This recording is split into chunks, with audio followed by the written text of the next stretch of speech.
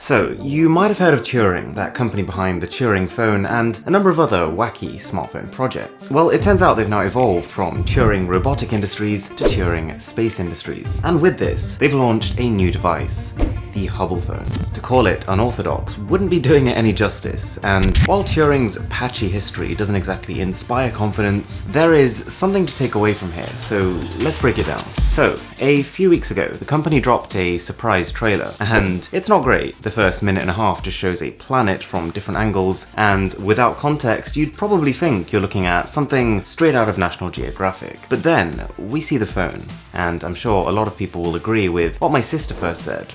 I don't get it. 3 displays, and not in any kind of configuration we've seen before. If I pause the video here, you can see 2 sections. The left contains a single 11.8-inch curved display that covers both the front and the back of that side. On the right, you've got 2 separate 5.4-inch displays, one on the front and one on the back. What makes this cooler is that the right side is capable of rotating not just up and down, but also outwards. Quick shout out to Squarespace for being the sponsor of this video. Whether you need a domain, website, or an online store, make it with Squarespace. Turing has already detailed some crazy specifications, but before we get carried away, this almost looks like a piece of science fiction. What are the chances it actually comes out? Turing is a bit of an odd company. They have delivered on some past projects, but many have also never seen the light of day. So I would say it depends. It depends essentially on how much interest this marketing gathers. The phone is slated for release in 2020. So if you just think about that, how many times do you see a smartphone trailer 2 years before the phone actually comes out? You don't. And the reason for that is that what you're seeing is part trailer, but also part test run. Having only recently emerged from bankruptcy with a smartphone team that doesn't exactly have the greatest reputation,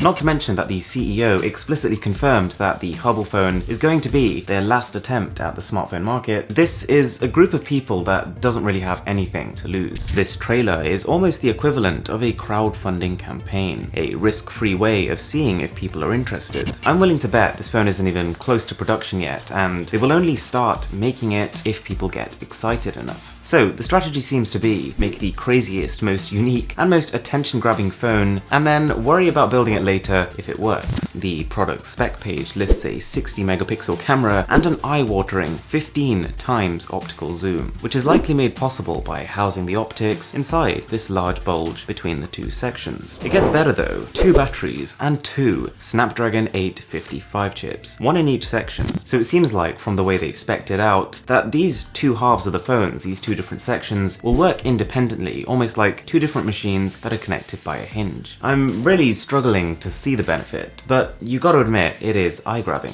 Having said that, there are some clever ideas here. The programmable button, which has no other purpose than for you to decide what you want to do with it. A ring flash around the camera, which could give your selfies that cinematic look. Not to mention, a full-scale scroll wheel, which, when you think about how much scrolling people do on their phones now, isn't a dumb suggestion. I've gotta say, I am baffled as to why the phone still has these giant notches on its screens. I mean, we are pretty much fed up with them in 2018. I can't imagine people are going to react to it very well in 2020. But that's not really the problem. The problem is that this kind of marketing is now pretty common, and people don't buy into it like they used to. The HubblePhone trailer has nearly 200,000 views, so that's great, right? Well, no. If you look closer, it has about 200 engagements from likes and dislikes. An average video on YouTube has a 3 to 5% engagement rate, whereas right now, this one is sitting at 0.1%. So, long story short, Turing has paid for about 160,000 of these views, and a maximum of 10,000 are organic.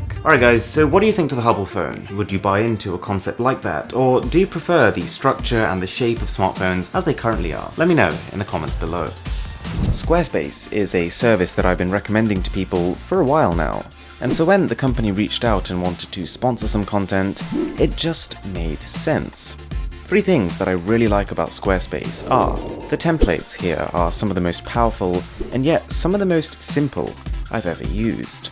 They're also always getting updated. We've had 8 new ones in 2018 alone so far. And also, it just gives you peace of mind. You never need to worry about patching or updating your website or installing new plugins. It is all done for you behind the scenes.